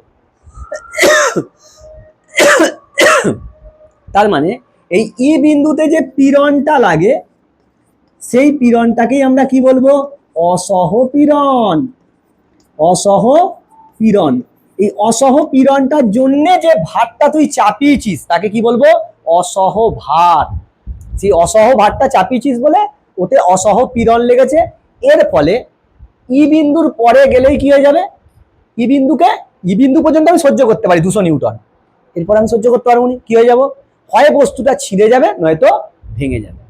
এফ ই এফ রেখাংশ এইখানটা বোঝাচ্ছে, ই এফ রেখাংশটা বোঝাচ্ছে, এই দেখ এইখানে দেখ, কোনো পীড়ন দিইনি কিন্তু আমি, পীড়ন দিলে তো উপর দিকে যাবে, অটোমেটিক বিকৃতি হচ্ছে। পীড়ন ছাড়াই, এক্ষেত্রে পীড়ন না থাকা সত্ত্বেও, না থাকা সত্ত্বেও বিকৃতি ঘটে, বিকৃতি ঘটে। হয়েছে, বিকৃতি ঘটে। তার মানে এই ইএফ রেখাংশতে অ্যাকচুয়াল কি হয় স্যার, পদার্থটার অবস্থার পরিবর্তন ঘটে গেছে। ভাব একটা লোহা ছিল, এত ফোর্স দিয়েছিস, এত ফোর্স দিয়েছিস, এত ফোর্স দিয়েছিস, পীড়ন সৃষ্টির জন্য কি শুধু বলই দিতে হবে? পীড়ন সৃষ্টি করার জন্য শুধু কি বলই দিতে হবে? বল মানে কি? বাহ্যিক বল। বাহ্যিক বলটা কি? বিকৃতি সৃষ্টিকারী। ক্যান আই প্রোভাইড তাপ? আমি তাপ দিতে পারবো না, তাপীয় পীড়ন হবে। আমি তাপ দিলে তাপীয় পীড়ন হবে। ক্লাস 10-এ পড়ে এসছো, আমি না হলে বলতুম নি। তাপীয় পীড়ন ক্লাস 10-এ আমি নিজে পড়িয়েছি, সেইটা দিয়ে নিটের 2018 সালের কোশ্চেন সলভ করেছি 3 সেকেন্ডের মধ্যে। আবার এখানে আছে, পড়তে হবে। আবার এখানে আছে, পড়তে হবে। এইখানে নয়, এর পরের চ্যাপ্টারতেই আছে তাপীয় প্রসারণ, কঠিন তরল গ্যাস। তার মানে আমি তাপ দিলেও তো ওটা হবে। তাহলে তুই একটা ইস্পাতকে তাপ দিচ্ছিস, তার মানে কি হবে? তাপীয় পীড়ন। একটা ম্যাক্সিমাম লিমিট পর্যন্ত কি হবে? ইস্পাতটা সহ্য করতে পারবে, লোহাটা সহ্য করতে পারবে। তারপরে কি হয়ে যাবে? গলে যাবে। মানে কি? ব্রেকিং স্ট্রেসকে কমপ্লিট করে ফেলছে। এই যে এখানে যে অসহ পীড়নটা হয়, একে কি বলে? Breaking stress. Breaking stress, breaking stress. ছোট ছোট করে লিখছি, দেখতে পাবিনি? Breaking stress. তার মানে ওকে সহ্য না করতে পারলে যখন বস্তুটা কি হবে? হয় ছিঁড়ে যাবে, নয়তো ভেঙে যাবে। তার মানে এখানে বস্তুটি ছিঁড়ে যাবে, ছিঁড়ে যাবে বা ভেঙে যাবে, ভেঙে যাবে। তার মানে এখানে অবস্থার পরিবর্তন ঘটে। এই ইএফ অঞ্চলে কি হয়? Change the state of matter, sir বাইরেকার পরীক্ষায় কোশ্চেন দিয়েছে, আমার মডিউলেই কোশ্চেন আছে। এই জায়গাটা তুলে দিই, বুঝতে পেরেছিস? কোনটাকে প্লাস্টিক রিজিয়ান বলে, কোনটাকে ইলাস্টিক রিজিয়ান বলে। এই গোটা পোর্শনটাকে, ডি থেকে ইটাকে কি বলে জানিস? Breaking stress region. মানে ওই জায়গাতে ব্রেক করার মতন উপস্থিতি হয়ে যাচ্ছে। মানে তোর বাবা, ভাব তুই চাস ডাক্তার হতে, তোর বাবা, তুই চাস ইঞ্জিনিয়ার হতে, তোর বাবা বলছে না তোকে ডাক্তারই হবে, হতে হবে, বাবা মা বলছে। বাবা মায়ের একটা স্বপ্ন থাকে, সেটা নিয়ে আমি পরে বলছি। তোকে বলছে, তোর মন বলছে ইঞ্জিনিয়ার, তোর বাবা মা বলছে ডাক্তার। তুই ইঞ্জিনিয়ার হলে কি হবে? তোকে অঙ্ক ভালো করে করতে হচ্ছে, তুই তেরে অঙ্ক করছিস, বায়োলজিতে শূন্য পেয়েছিস, বাপ মা মারবে। বাপ মা মারলেই কি পড়ছে? এখানে পীড়ন পড়ছে। তোর আবার পড়তে বসেছিস বায়োলজিটা নিয়ে, তোর মন তোকে বলছে ওই বাবা মা যতই বলুক অঙ্কটা বার কর। বলবে না? বলবে না। বললে আস্তে আস্তে এগুলো চেঞ্জ হচ্ছে। এবার তুই আবার বায়োলজি পড়ে নিস, 2 পেয়েছিস, আবার বাবা মারবে না? মারবে না? খ্যাচ করছে। আস্তে আস্তে ক্রমাগত স্ট্রেস পড়ছে, কখনো কম কখনো বেশি। এর ফলে তোর একটা মানসিক অশান্তি হবে না? হবে না? এখানে আস্তে আস্তে ব্রেনেরও বিকৃতি ঘটছে, কিন্তু তোর মানসিক একটা অবসাদ বা ক্লান্তি হবে না? হবে না? সারাদিন পরে তুই ঘুমোতে যাচ্ছিস, স্যার এরকম বলছে, বায়োলজি স্যার এরকম বলছে, বাবা এরকম বলছে, মা এরকম বলছে, তার সঙ্গে ফাউয়ের মাল ওই পিসি মাসির ছেলে মেয়েগুলো তো আছেই।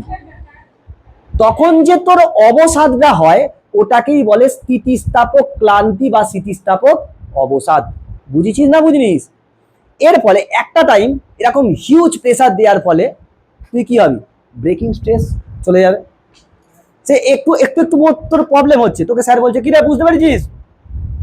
হ্যাঁ, না, প্রবলেম হচ্ছে আস্তে আস্তে এই জায়গায় ডি থেকে ই এর মধ্যে এরকম হচ্ছে। দ্বিতীয় দিন এসে দেখছে উদাস মনে বসে আছে, তার মানে এই জায়গায় চলে এসছে। লাস্টে এইটাকে যখনই ক্রস করে গেছে, আহান আর আহান নেই, পাগল আহান হয়ে গেছে, মেন্টালি ডিসব্যালেন্সড। এবার দেখ এই জায়গাটা, এই যে এই রিজিয়নটা ডি থেকে ই রিজিয়ন সবার সমান নয়। কে কত স্ট্রেস নিতে পারবে তার উপর ডিপেন্ড করছে। কেউ দিনে 8 ঘন্টা করে মেহনত করতে পারে, তার কি ব্রেকিং স্ট্রেস বেশি, সে ভালো জায়গায় যাবে, তার কিন্তু অবস্থার পরিবর্তন হবে না হট করে। কেউ দিনে 2 ঘন্টা পরেই ভাবে আমি বিশাল কিছু করে ফেলেছি, বাপরে বাপ, আগা 2-4 দিন আমি পোস্টপন পড়ানো। তার ক্ষেত্রে কি, তার এটা প্রচুর কম, সে তাড়াতাড়ি পাগলা হবে। বুঝেছিস না বুঝিনিস? তাহলে ওই স্থিতিস্থাপক ক্লান্তি বা স্থিতিস্থাপক অবসাদ বুঝতে পেরেছিস? এই ছিল হচ্ছে আমাদের স্থিতিস্থাপকতা। বুঝতে পেরেছি না বুঝতে পারিস? এইখান থেকে অনেক ধরনের পদার্থ হয়, কিরকম? ব্রিটল পদার্থ হয়, একটা হয় ডাকটাইল পদার্থ, ডাকটিলিটি ধর্ম। ডাকটিলিটি ধর্ম মানে কি? স্থিতিস্থাপকতা। যার যার ইলাস্টিক রিজিয়ান যত বেশি হবে সে ডাকটাইল, যার প্লাস্টিক রিজিয়ান কি হবে যত কম হবে সে কি হবে? ব্রিটল। প্লাস্টিক রিজিয়ান বেশি মানে সে ভালো প্লাস্টিক, প্লাস্টিক রিজিয়ান কম মানে ভালো প্লাস্টিক নয়, মোট করে ভেঙে যাবে। আর ডি থেকে ই মানে কি? সে ভালো অসহভার কি বেশি। যার ডি থেকে ই রিজিয়ান বেশি হবে তার অসহপীড়ন বেশি হবে, আর যার ডি থেকে ই কি কম হবে তার কি অসহপীড়ন কম হবে। তাহলে পীড়ন মানে কি ছিল? ক্ষেত্রফল, ভর বা এই বল বাই ক্ষেত্রফল। তাহলে অসহপীড়ন মানে কি হবে? অসহভার বাই ক্ষেত্রফল। ভার মানেই তো বল। এখন যদি তুমি ভর আর ভারের মধ্যে পার্থক্য না জানো তাহলে 6-এ চলে যাও, ক্লাস 6টা হয়নি ভালো করে। বুঝতে পারছি না? বুঝতে পারিনি? হ্যাঁ, যেটা বলছেন বাবা মা, এই যে বাবা মায়ে তোকে বললো তোর ইঞ্জিনিয়ার হওয়ার ইচ্ছা, তোর বাবা মা তোকে বলছে ডাক্তার। প্রথম কথা, এটা নিয়ে অনেক মানে কন্ট্রাভার্সি আছে, আমি কন্ট্রাভার্সিতে যাচ্ছি না, এটা আমার ব্যক্তিগত অভিমত। বাবা মা কিছু স্বপ্ন থাকে, এক জায়গায় দেখছি সে বলছে বাবা মার স্বপ্নগুলোকে আমাদের উপর চাপিয়ে দেয়। বেশ, মেনে নিলুম। আহান তোর বয়স কত? 18 বছর হয়েছে, তার মানে ইউ আর নট অ্যাডাল্ট। তোর এখনো ডিসিশন নেওয়ার মতন মানসিকতা তৈরি হয় না। তাই তোর বাবা যখন তুই 9-এ পড়ছিলিস তোর বাবা তো তোকে একটা বলেছিল যে হান তুই এটা হলে ভালো হয়। তোর নিজস্ব চয়েস একটা আছে, প্যাশন আছে যে আমি ইঞ্জিনিয়ার হব, প্যাশন প্যাশন। বাবা মা তুই তখন কি ঠিকঠাক ডিসিশন নিতে পারবি? হ্যাঁ কি না? পারবে না ঠিকঠাক ডিসিশন। তাহলে তুই বাবা মাকে ভুল কি করে বললি? সে তোর উপর চাপিয়ে কি করে দিল? চাপিয়ে দেয় না। তোর তো ডিসিশন নেওয়ার ক্ষমতাই নেই। স্যার আমি ব্যতিক্রম নিচ্ছি না। তোকে যদি তোর বাবা মা বলে একটু পড়াশোনা করে ভালো করে ডাক্তার হ, ডাক্তার হওয়ার আমার ইচ্ছা ছিল, এটা কি সম্পর্ক? তুই তোর বাবা মার স্বপ্নের জন্য খাটছিস, এতে তো আমি একটুও খারাপ জিনিস দেখতে পাইনি। তাতে যদি বাবা মা যদি তোকে উপরে প্রেসারাইজড করে যে আমি তোর ভালোর জন্যই করছি, আমি ব্যতিক্রম বাদ দিয়ে বলছি, সেইটাকে তোরা ইয়ং জেনারেশন কি করছিস না আমার বাবা মা আমার উপর চাপিয়ে দিচ্ছে, আমার ভাল লাগছে না, আমি ফার্স্ট্রেটেড হয়ে যাচ্ছি, কমিটেড সুইসাইড। ছি ছি ছি। বাবা মার স্বপ্নটাকে তুই পূরণ করা মানে তুই তো মানে জেন্টালম্যান। তোর মতন কিছু মানে তোর মতন ছেলেই হয় না, ছেলে মেয়েই হয় না। আজকে আমার ক্ষেত্রেও ধর আমার ছেলে যদি কোনোদিন বলে, আমি যদি ছেলেকে, তুই আমার ছেলেকে জিজ্ঞাসা করলি তুই কি হতে চাস, সে যদি বলে আমি আমার বাবার মতন হতে চাই, আমার জীবন সার্থক। তাহলে সেটা কি তাকে চাপিয়ে দেওয়া হলো? আর তোরা বলছিস, সবাই বলছে এই সস্তার পুষ্টিকর জিনিসগুলো এসে তোদেরকে শেখায় বিভিন্ন চ্যানেল রিলসের মাধ্যমে, এইটা করলে এই হবে না। সেখানে তো একজন বলিউড ইন্ডাস্ট্রির একজন লোক বলছে যে লেখাপড়া করে কি হয়েছে, সে ওপেনলি এসে বলছে একটা কমিটির হয়েতে যে আমরা এত পার্সেন্ট পেয়ে এখানে আছি, যারা 70%-এর বেশি পেয়েছে তারা ওইখানে বসে আছে দর্শকের আসনে। তুমি কি করেছো লাইফে? বলছে আমরা যেটা করেছি তোমরা করতে পারোনি, আমরা জ্ঞান অর্জন করেছি। তোমরা কি করেছো? তোমরা কি করেছো? গুটখা, পান, বিড়ি, মদ এইসবের বিজ্ঞাপন দিয়েছো, সেইখানে দিয়ে পয়সা কামিয়েছো, মানুষের ইমোশন নিয়ে খেলেছো, আর কিছু না। একটা বাচ্চা ছেলেকে সিনেমা দেখানো হচ্ছে আমাদের ইন্ডিয়ান বলিউড ইন্ডাস্ট্রি থেকে শুরু করে টলিউড ইন্ডাস্ট্রিতে, যে প্রথমে প্রেম দেখানো হবে, সায়েন্স নিয়ে আমাদের এখানে কথাই হয় না। আর সে বলছে যে তোমরা 70% পেয়ে ওইখানে বসে আছো, আর আমরা 70% নয় 38% পেয়ে আমরা এইখানে এত কিছু করেছি, তোমরা কিচ্ছু করোনি। এখন ব্যাপার হচ্ছে আমি এই যে ইয়ং গুণাঙ্ক, দৃঢ়তা গুণাঙ্ক, আয়তন বিকৃতি গুণাঙ্ক এবং পয়জন অনুপাত, এই চারজনের মধ্যে 4টে সম্পর্ক হয়, যেটা বোর্ডসে এখান থেকে কোশ্চেন আসে না, কিন্তু এই 4টে ফর্মুলা তোকে মুখস্থ রাখতে হবে ফর এন্ট্রান্স।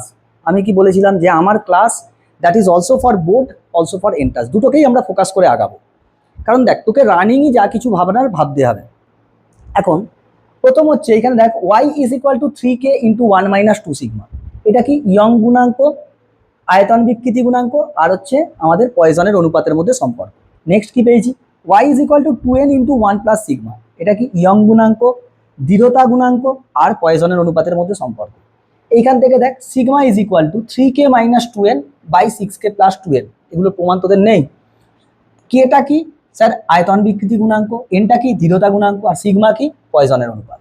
সেম ভাবে 9/y is equal two 1/k plus 3/n, y young গুণাঙ্ক, কে আয়তন বিকৃতি গুণাঙ্ক, এন কি? দৃঢ়তা গুণাঙ্ক। তোকে এই সম্পর্ক তুলে ডাইরেক্ট থিওরিটিক্যাল কোশ্চেন দিয়ে দেয়, তো আমি ওটা বলতে ভুলে গেছিলাম বলে আমি শেষে বলে দিলাম। এই ছিল হচ্ছে ক্লাস। এরপর আমি একটা থিওরি নেবো, যে থিওরিটা তোদের বোর্ডসের জন্য ভীষণ ইম্পর্টেন্ট, আর এন্ট্রান্সে ওই কোশ্চেনটাই পুরো তুলে দিয়ে অপশান দিয়ে দেয়। হয়েছে, চলো কোশ্চেনটা দেখি কি বলছে। The question is telling us that, sir very very important for board, 3 star question, 3 star 5 star দিয়ে দে, 5 স্টার আসে। যদি কোনো প্রযুক্ত বলের ক্রিয়ায় একটি তারের অনুদৈর্ঘ্য বিকৃতি ই হয়। স্যার অনুদৈর্ঘ্য বিকৃতি মানে কি, তুমি লিখে ফেলো টুকুস করে এইখানে, অনুদৈর্ঘ্য বিকৃতি, অনুদৈর্ঘ্য বিকৃতি সেটাকে আমরা কি দিয়ে লিখতাম sir, delta L by L, delta L by L and that is equal to E, provided, বলে দেওয়া আছে। তারপর কি বলছে, ওই তারটির আয়তন বিকৃতির মান এইটা হয় দেখাও, যেখানে সিগমা হচ্ছে পয়জনের অনুপাত। আচ্ছা স্যার, পয়জনের অনুপাতটা তুমি বলো কি হয়, পয়জনের অনুপাত, পয়জনের অনুপাত সিগমা সমান, সিগমা ইজ ইকুয়াল টু কি ছিল sir, minus D R by D L by L. আচ্ছা, এইখানে ডেল্টা এল এর জায়গায় ডি করে নে, কারণ কাজ আছে, ডিএল একই ব্যাপার, কারণ এখানে ডিএল লিখছি। তাহলে এইখান থেকে আমায় বল সিগমা সমান এইটা। আচ্ছা থাক থাক থাক, এটা থাক। এখন আয়তন বিকৃতি মান, আয়তন বিকৃতির মান মানে আগে আমি আয়তনটা বার করি। আয়তন, আয়তন কত, একটা তারের আয়তন কত হয়, আয়তন ভি সমান, আয়তন ভি সমান তারটির আয়তন লেখ, তারটির আয়তন, তারটির আয়তন ভি সমান পাই আর স্কোয়ার এল। স্যার ফর্মুলা, একে দুদিকে অবকলন করে ফেলি, উভয় পক্ষে, উভয় পক্ষে অবকলন করি, অবকলন করি, অবকলন করি, কি পাবো, DV is equal to pi constant বাইরে চলে এলো, আর স্কোয়ারকে রেখে দিয়ে এল এর ডেরিভেটিভ ডিএল, প্লাস এল কে রেখে দিয়ে আর স্কোয়ারের ডেরিভেটিভ করলে 2r dr, এই মাত্র করলাম না আগের থিওরিটাতে।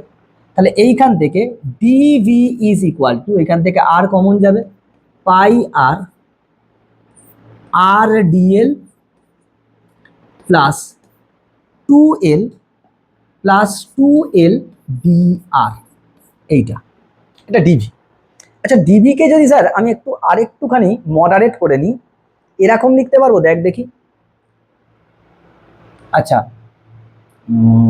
দাঁড়া দাঁড়া, এইখান থেকে